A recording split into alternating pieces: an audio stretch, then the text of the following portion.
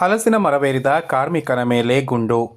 ಹಲಸಿನ ಮರವೇರಿದ ಕಾರ್ಮಿಕನ ಮೇಲೆ ಗುಂಡು ಹಾರಿಸಿದ ಪರಿಣಾಮ ಆತ ಮೃತಪಟ್ಟಿರುವ ಘಟನೆ ವಿರಾಜಪೇಟೆಯ ಚಂಬೆಬೆಳ್ಳೂರು ಗ್ರಾಮದಲ್ಲಿ ನಡೆದಿದೆ.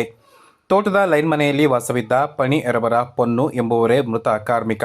ಗುಂಡು ಹೊಡೆದ ಆರೋಪದಡಿ ವಿರಾಜಪೇಟೆಯ ಬ್ಯಾಂಕ್ ಒಂದರ ಭದ್ರತಾ ಸಿಬ್ಬಂದಿ ಪೊರ್ಕಂಡ ಚಿನ್ನಪ್ಪ ಎಂಬಾತನನ್ನು ಬಂಧಿಸಲಾಗಿದೆ. ವಿರಾಜಪೇಟೆ ಗ್ರಾಮಾಂತರ ಠಾಣಾ ಪೊಲೀಸರು ಆರೋಪಿಯ ಬಳಿಯಿಂದ ಕೃತ್ಯಕ್ಕೆ ಬಳಸಿದ್ದ ಕೋವಿಯನ್ನು ವಶಪಡಿಸಿಕೊಂಡಿದ್ದಾರೆ. ಕಾರ್ಮಿಕ ದಂಪತಿ ಪಣಿಯರವರ ಪೊನ್ನು ಹಾಗೂ ಗೀತಾ ಕೆಲವು ತಿಂಗಳುಗಳ ಹಿಂದೆ ಚಂಬೆಬೆಳ್ಳೂರು ಗ್ರಾಮದ ತೋಟದ ಮಾಲೀಕರೊಬ್ಬರ ಲೈನ್ ಮನೆಗೆ ಬಂದು ನೆಲೆಸಿದ್ದರು.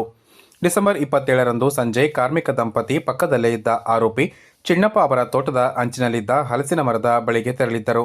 ಈ ಸಂದರ್ಭ ಪೊನ್ನು ಹಲಸಿನ ಮಿಡಿ ಕೊಯ್ಯಲು ಮರವೇರಿದ್ದರು.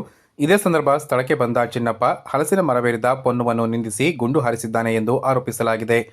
ಗುಂಡೇಟಿನಿಂದ ಗಾಯಗೊಂಡು ಕೆಳಗೆ ಬಿದ್ದ ಪೊನ್ನುವನ್ನು ತೋಟದ ಮಾಲೀಕರ ನೆರವಿನಿಂದ ಪತ್ನಿ ಗೀತಾ ವಿರಾಜಪೇಟೆ ಆಸ್ಪತ್ರೆಗೆ ದಾಖಲಿಸಿದರಾದರೂ ಅಷ್ಟರಲ್ಲಿಯೇ ಕೊನೆ ಉಸಿರೆಳೆದಿದ್ದರು ಎಂದು ತಿಳಿದುಬಂದಿದೆ.